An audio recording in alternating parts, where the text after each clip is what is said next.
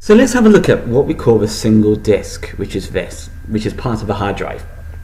So we've got data which is stored in tracks. So here, it's like a running track is going around the disk. Look at this guy go, it's like Usain Bolt. That's a track. Now, these tracks have a sequence of bits, so it could be like 101011 100001, blah blah blah blah blah blah blah. Now, even more so, the track is then split up into what's called sectors. So that's a sector. It's like slices of a cake, or slices of a pizza if you want to be Italian. There you go. All of these are different sectors.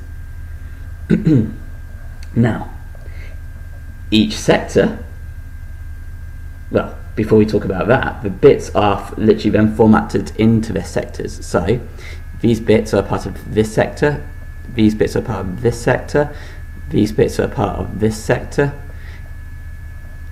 To take it even further, each sector has a defined amount of bytes.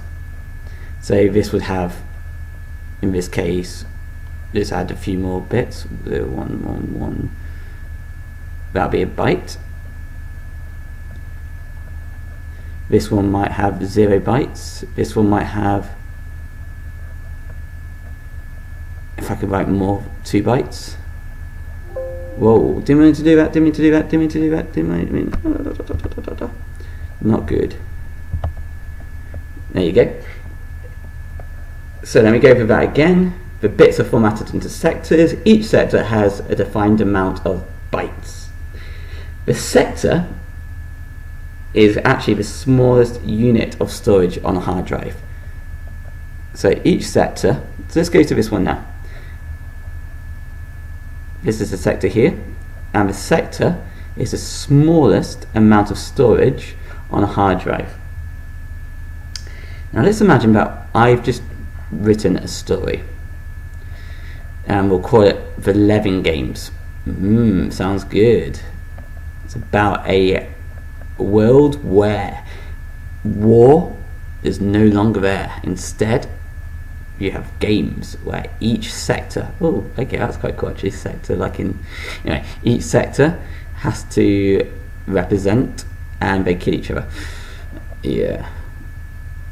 Okay, anyway, now, so I've made my story, I've saved it. Now what will happen is, let's imagine this bit of the story, it'll get saved into this sector.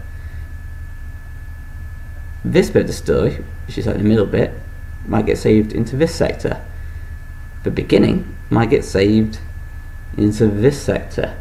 So to store a file, it gets put into a number of different sectors which may not be next to each other. Now let's imagine that I edited this file. What would happen is, it might put it into, let's say I've added another 10 words. It might add those 10 words into this sector over here. And let's imagine that I deleted this whole file, or let's say I deleted this bit of the file, shall I say, the end. I deleted the end. It would also basically affect the sector as well. Now, as files are edited and deleted, the sector becomes fragmented. And what that means is the computer starts downgrading in terms of performance. It basically starts slowing down. So as you can see, this file has segments in different sectors which are not next to each other. The sectors themselves can become split if I delete something or edit something. It becomes a mess. Now, I can run a program on my computer, and the program's called Disk Defragmenter. Have a look at it on your computers. You've got it right now. Stop the video and search for Disk Defragmenter. When you run it, literally what happens is the following. You have everything in different sectors. Let's say we've got start of the story here, middle here, end here. You run disk defragmenter, and what will happen is it'll move this right next to that one, and I'll move this next to that one. So at least now they're next to each other, which will speed up the computer. It'll make it more efficient. So disk defragmenter, which is a program. Don't run it on your school computer because it'll take hours to do. It literally organizes the hard drive.